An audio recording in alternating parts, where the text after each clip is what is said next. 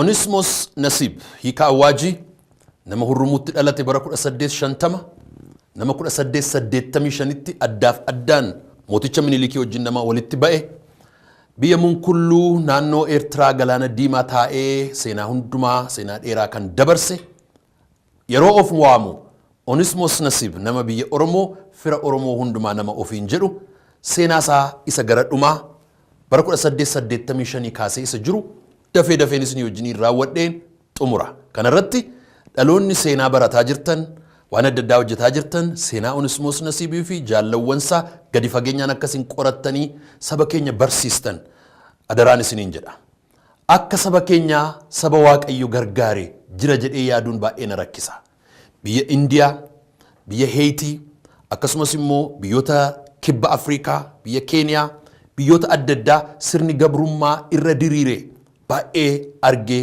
qoradheera eenyummaan isaa aadaan isaa afaan isaa akkasumas immoo loqonni isaa tuun badin duudhaa isaa tuun badin kan Waaqayyo dafee qaqqabee fi boollaa baase dukkana keessaa baase geggeessaa jiru gargaaraa jiru akka Oromoo baay'een jira jedhee yaadu isa kanaaf Waaqayyoon baay'ee nan galateeffadha kunis immoo bu'uurri isaa keessaa inni tokko qaamni inni tokko qilleensi inni tokko ifti inni tokko inni guddaan bara 1872tti maqaa abbaa kan ilmaa kan hafuura qulqulluutti lammata dhalachuudhaan kan cuubame Onesmos Nasib seenaanni hojjeteef argamsiisedha seenaa isaa gara dhumaa mooticha Minilikii wajjin gaara Inxooxxoo biyya Oromiyaa irratti yeroo wal argan maaltu ta'e isa kanan itti fufa karaa dheeraa kana adeemanii Inxooxxoo ga'an mooticha Minilikii yeroo dubbisan tasumaa isaan dabarsuu dide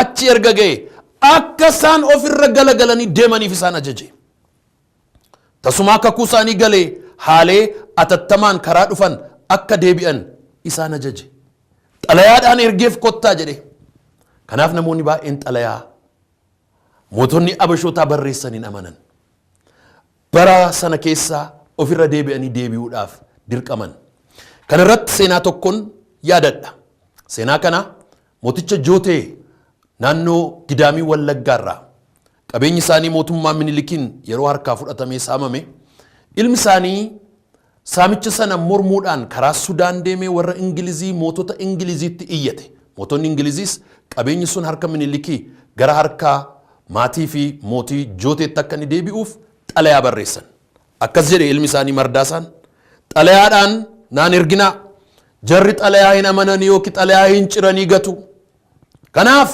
maal goonure dudda koo irratti tumaadhaan naa tumaa shamizii ofirraa baasee dudda isaa irratti mootiin Ingilizii irratti mallatteessiteef seenaan kun maatii isaa irraa kan natti himamedha xalayaadhaan waame Onesmos faa wal guuranii Inxooxxoo irra ga'anii fuuldura isaa dhaabatanii saba Oromootti darbinee ergaatti hin geenya gaafattiin jedhan inni isin hin waamne isin hin beeku deebi'aa asii deemaattiin jedheetu naannoo sanaa isaan deebise Onesmos yeroo biyya isaa bira ga'ee saba isaa bira akka hin geenye ittifamee deebi'ee akkas jedhee xalayaa barreesse Onesmos It is saddening that even this time we had to be chased away as if we were instigators of rebellion.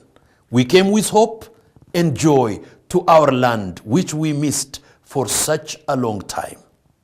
Yeroo dheeraadhaaf biyya dheebotaa turre, biyya hawwaa turre, bira ga'uudhaaf, gammachuudhaaf abdii saba keenyaaf fudhannee dhufnee saba keenya bira yeroo geenyu akka namoota fincilaaf hokkara kaasuudhaaf dhufanitti yeroo ari'atamnee biyya kanaa deemnu gadda guddaatu nutti dhaggeessisa keessa keenyatu caba jedheetu barreesse namni Daalenberg jedhamu tokko akka dubbatutti Onesmos sirna gabrummaa amma yeroo sanaatti geggeeffamaa jiru argee guddaa gadde isa bara 1850 qabame gurgurame sana ammayyuu ilmoonni Oromoo gabaatti dhiyeeffamanii chabaan yookiin immoo gurgurtaan bittaaf gurgurtaa ilmoo namaa ammayyuu geggeeffamuu jiraachuusa bara 1885tti biyya Habashaatti dhufe argee baay'ee gadde kana gaa Daalenbergitu waa'ee Onesmos barreessa utuu isaan ijaan ilaalanii dargaggoota Oromoo 700 daldaltoota Arabaan oofamanii yeroo adeeman arginee waa gochuu fi humnaan waan dadhabneef guddaa gaddine jedhan hammam akka inni itti dhageessise yaaduu dandeessu. Gara masawwaatti deebi'uudhaan Onismoos hojii barsiisummaa fi barreessuu itti fufe. Bara 1885 hamma 1898 keessa yeroo qabaatee keessatti barruulee jireenya hafuuraa namaa ilaallatanii fi jireenya biyya lafaa ilaallatan barreessa ture. Onismoos bara kana keessa dargaggoota Oromoo gabrummaan qabamanii walitti qabuun bu'uura barnootaa ammayyaa fi sirna ogbarruu Oromoo lafa kaa'uu danda'eera. 1885 hamma 98tti waggaa 14 Waaqayyo kenneef. Waggaa 14 achi yeroo taa'ee hin barreessa ture, hin yaada ture, hin jijjiira ture, hin hojjeta ture. Ogbarruu Oromoodhaaf bu'uura kaa'e. Waaqayyo hojiin dhaabu. Iggitiin rakkinni yoo baay'ate iyyuu Waaqayyo hojii isaa itti fufe jechuudha. Bara 1899tti hiikaa macaafa qulqulluu afaan Oromoo raawwate gargaartota isaa wajjiniin kan akka warra Asteer Gannoo fa'aa wajjiniin. Hojii maxxansuuf gara biyya Switzerland dhaqe. Biyya Switzerland macaafa afaan Oromootti hiikame kana maxxansiisuudhaaf yeroo inni adeemu baay'ee sammuu koo keessa dhufa ture. Waggaa 3-4 tokko keessa gara Switzerlanditti yeroo deddeebi'u naannoo Geneva, Bern, Zurich kana keessa magaalota dur baranni dhufe sana maal akka isaan fakkaatan yeroo isaan geessanii natti agarsiisan nan dinqifadhan ture. Namni sun namni biyya Oromoo firri Oromoo hundumaa macaafa qulqulluu isa barreessee kitaaba qopheesse sana maxxansiisuudhaaf achi fuudhee dhaqe. Hojiin maxxansaa macaafa qulqulluu biyya Switzerland keessatti utuu hojjetamaa jiru Onismoos gara biyya Swidinii si'a dhumaatiif dhaqee daawwatee ture. Hoogganaa misiyoonii Swidinii kan ture Adolf Kolmdiinf xalayaa Onismoos bara 1899 Jaanuwaarii 1 barreesse irratti akkas jedhe. What people are going to say about my Bible would not bother me. I know what I have done, what I could with regard to both the translation and the language. A person in my position cannot do no more. Xalayoota baay'ee Onismoos barreesse keessaa kan garaa koo keessatti hafe isa kana. Xalayaa kana Jaanuwaarii 1 bara 1899tti barreesse. Akkas jedhe. Waanan hiike kana. Macaafa qulqulluu ani hiike kana. Hamma humni koo danda'u. Hamma sammuun koo danda'u. Hamma yeroon koo danda'u. Hamma harki koo danda'u. Hundumaa irratti dhangalaasee hojjedhee fixeera. Waan inni hojjedhe kun qeeqa yaada dheekkamsa balaaleffannaa namoonni yaada irratti kennuu hin danda'u hamma jaallatan. Waan tokko natti dhageessisu.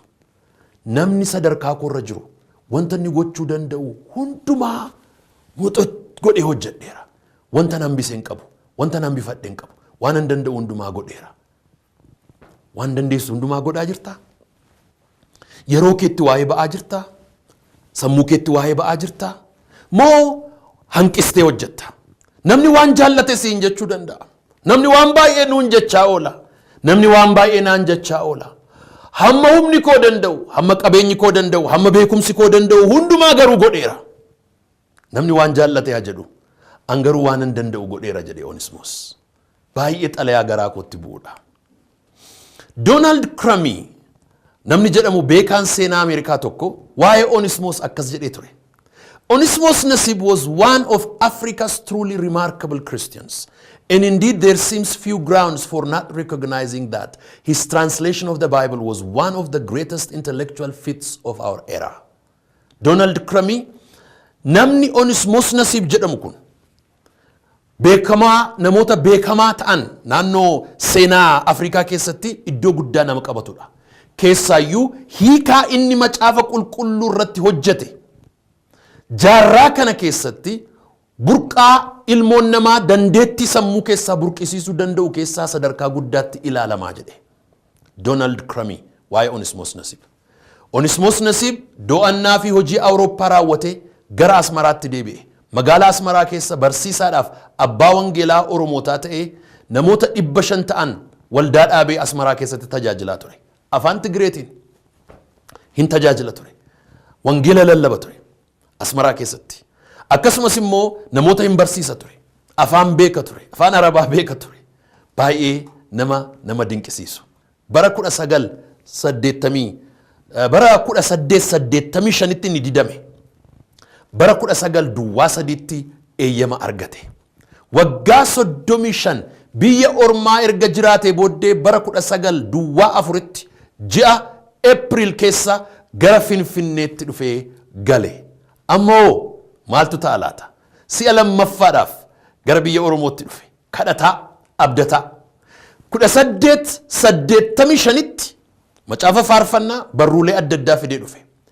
19 duwwaa 4tti garuu seenaa ilmoo namaa kan jijjiiru, dukkana ilmoo namaa kan ibsu, waaqaaf lafa kan ijaare, dubbii waaqayyoo afaan Oromootti hiikame, macaafa qulqulluu guutuu maxxanfame fidee dhufe. Moo'icha jechuun isa kana. Balballi yeroo cufamu wayiif cufama. Danqaraan yeroo dhaabatu wayiif danqarama. Sana booddee injifannoo cululuqaadhaaf guddaatu jira. Waaqayyoon amanii itti fufi. Waaqayyoon amanii adeemi. 1885tti cufame jechuun cufame hafe jechuu miti. 19 duwwaa 4tti ulfina guddaadhaan, moo'icha guddaadhaan, humna guddaadhaan deebi'ee Finfinneetti gale. Yeroo Finfinnee ga'e mootichii fi arkibishoppiin waldaa ortodoksii wal ta'uudhaan isa simatan. Maaltu ta'a laata? Arkibishoppiin bara sana muudamni isaa kan inni dhufu Gibxi irraati. Mooticha Minilikii wajjiniin taa'an. Eewu namichi kun? Maaliif dhufe namichi kun? Maala godhu namichi kun? Erga mooticha bira darbee booda gara Wallaggaa akka inni dhaquuf eeyyamame. Mooticha Wallaggaa Kumsaa Morodaa hojiin inni afaan Oromootiin hojjete beekee ulfinaaf gammachuudhaan isa simate. Erga biyyatti deebi'ee saba isaa wajjiniin waan wal arguuf waan baay'ee barreessuu caalaa namoota wajjiniin hojjechuudhaan yeroo isaa dabarsa ture. Macaafa faarfannaa 1887tti barreesse maxxanse. Irra deebi'ee bal'isee 1927tti xumure. Inni eeganni du'ee booddee bara 1933tti maxxanfame. Kumsaa Morodaa mootii Wallaggaa manni mootummaa isaa Naqamteen kan jiru. Darbee immoo Najjoo akkasumas immoo Boojjiin dhaqeega. Nama waggaa 75 ta'eetu jiru gara kanaatti tun dhufin ji'a Juun 1931tti boqote magaalaa Naqamteetti owwaalame. Iddoo seena qabeessa, iddoo ulfaataadha. Gara Wallaggaa yeroo adeeme Onismoos Nasiib mootiin Minilik akkasumatti dhaqiitii wangeela lallabittiin hin jenne. Wanta tokkotu ta'e Abashoota keessatti. Kuni Oromoodha. Kan inni fides afaan Oromooti. Giddugaleessa naannoo mootummaa Shawaa jiru fudhataman qabu. Kaabarratti already nuyi Abisiiniyaadha kiristaanota. Warra waaqan qabneef waaqan beekne jedhanii moggaafaman kanatti qarqara akka inni dhaqu. Achirraas immoo xiqqoo ishee of danda'uudhaan Oromoo ta'anii Oromoo bulchaa kan jiran keessatti naannoo Wallaggaa, naannoo Kumsaa Morodaa akka inni dhaqu. Dibaabaa Bakaree, achumaas Kumsaa Morodaa, achumaan immoo goda naannoo Boojjii achitti simatame gaa. Yeroo achitti simatame seenaa isaa bal'ifnee ilaaluu dandeenya. Gabaabina yeroo irraan baay'een deemu. Akkaataa itti Washington DC keessatti seenaa Onismoos Nasiib irratti si'a tokko Profeesar Isqeel Gabbisaa akkaataa inni itti lafa kaa'e irrattan lafa kaa'uu barbaada. Akkuma beektan seenaa maatiiti Profeesar Isqeeliitiif. Achitti akkas jedheetu lafa kaa'ee ture.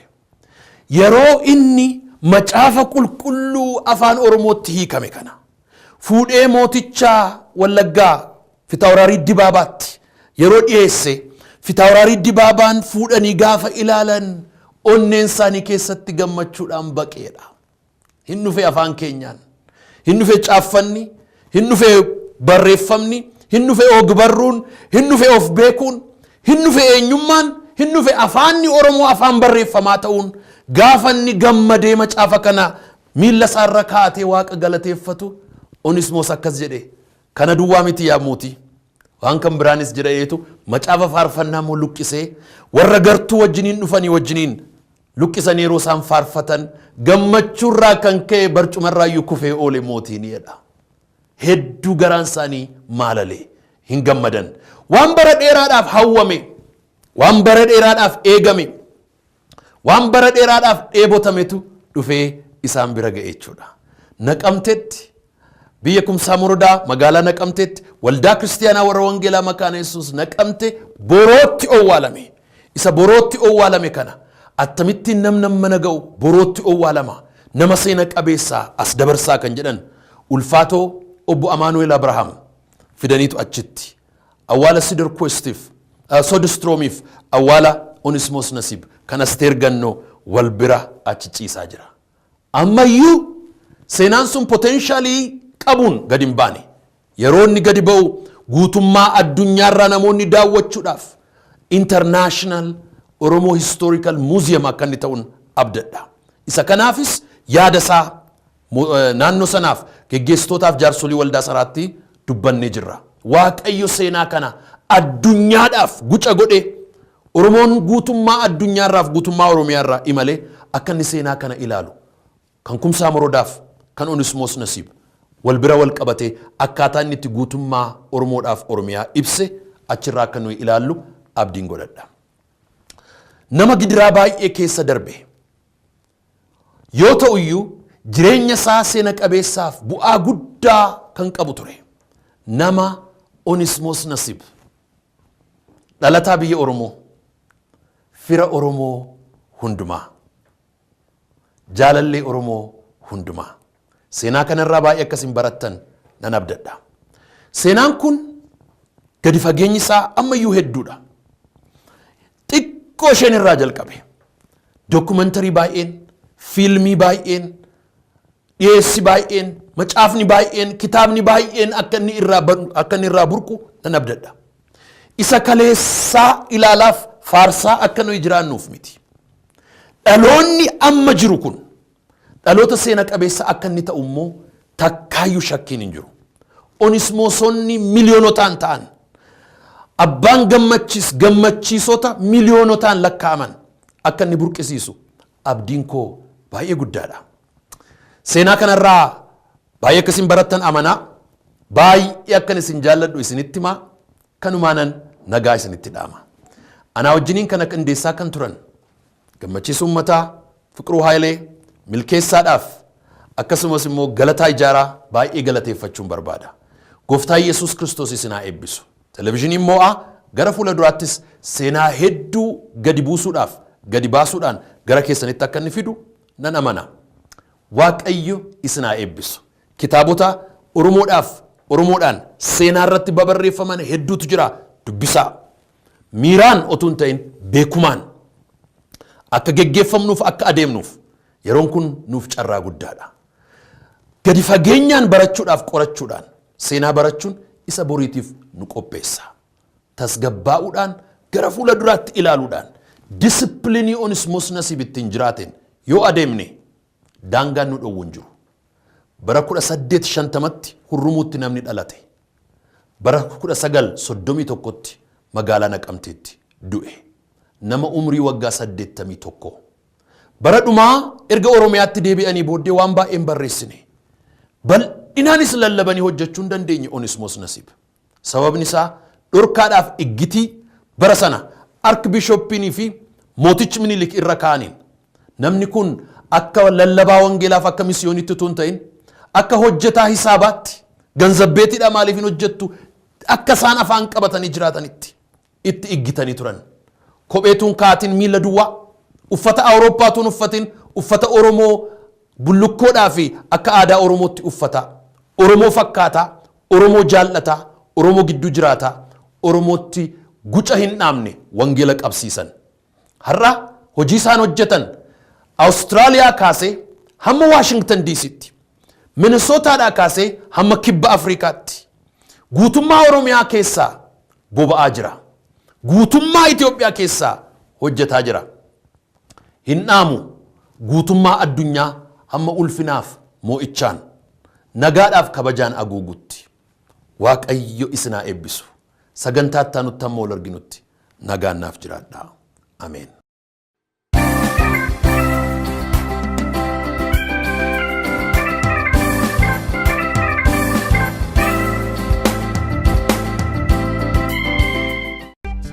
Filmiin Gaaffiin seenaa dhugaa irratti hundaa'e waa'ee daa'imummaa hiikaa awaajii isiniif dhiyeessine gidiraa namoota hamaa ta'an ijoollee irra ga'u yoo mul'ise iyyuu Waaqayyo hamaa gaariitti akka jijjiiruu danda'u kan mirkaneessudha.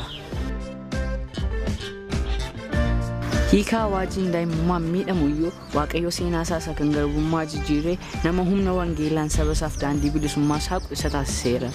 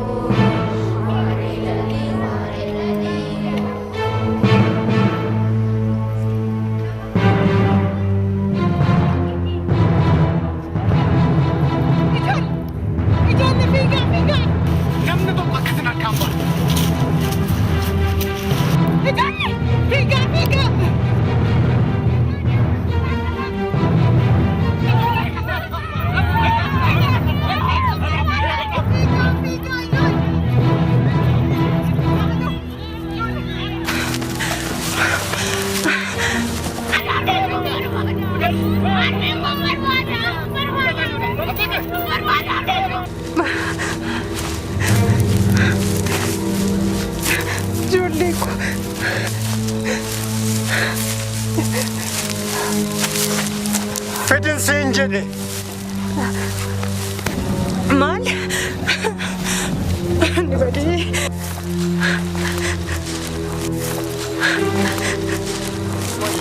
Gadhiisu mucaa koo. Gadhiisu. Mucaa koo. Maal gochuuf? Ajjeesuuf moo? Ganda keessanuu nan ajjeesa odidde immoo. Ajjeesine. Mucaa koo hin ajjeesine. Amma hiduu garbana jalaa ta'uu wayya. Duukeerra garba ta'uu keessi wayya.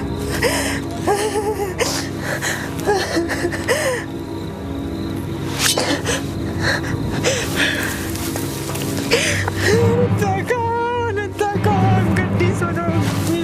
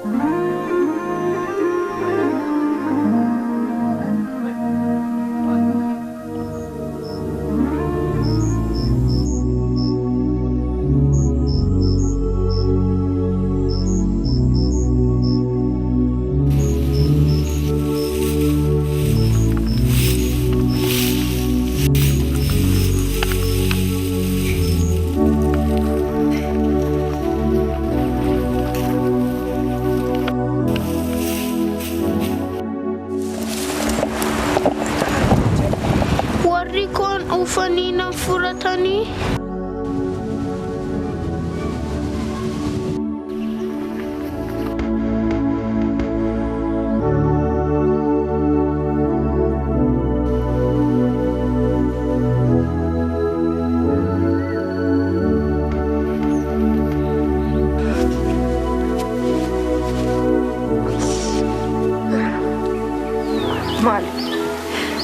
Maal gooftaa ko.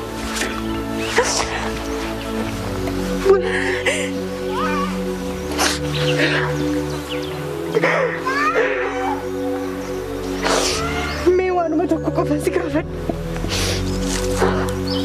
Mucaa koo kana ni gurgurtamu ni keeyyatta. Gatii gaarii argannaan nan gurguradha. Sirraan bita. Sirraan bita gooftaa ko. Gatii ati barbaadde baasita sirraan bita gooftaa ko.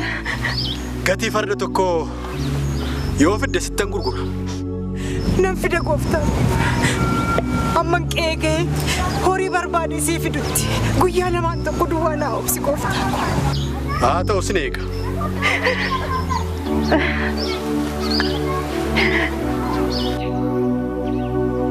Amma sitti sin eega.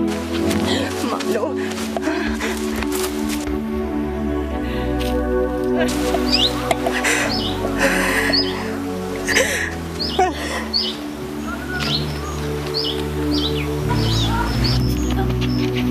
Yes.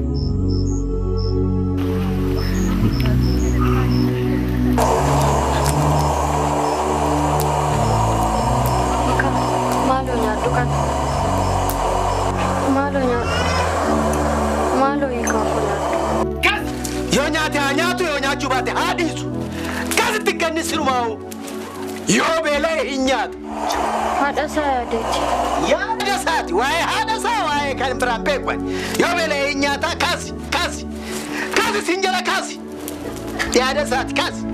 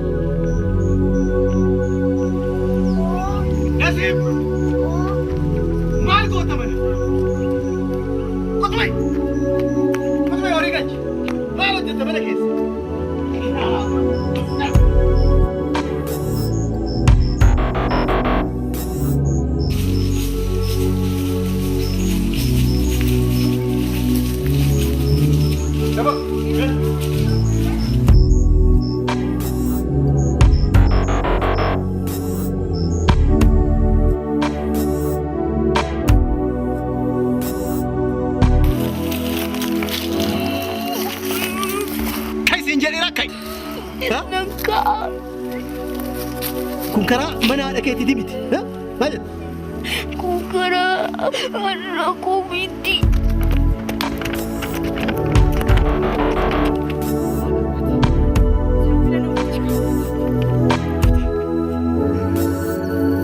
Amma rebamu barbad mo demu barbad. Indem da.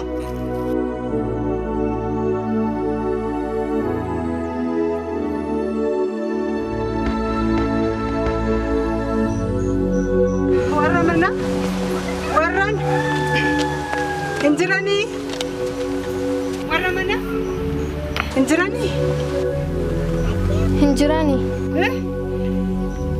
muchanko hiikano hiikanko Farda tokkotti gurgurani. farda tokko gurgurani.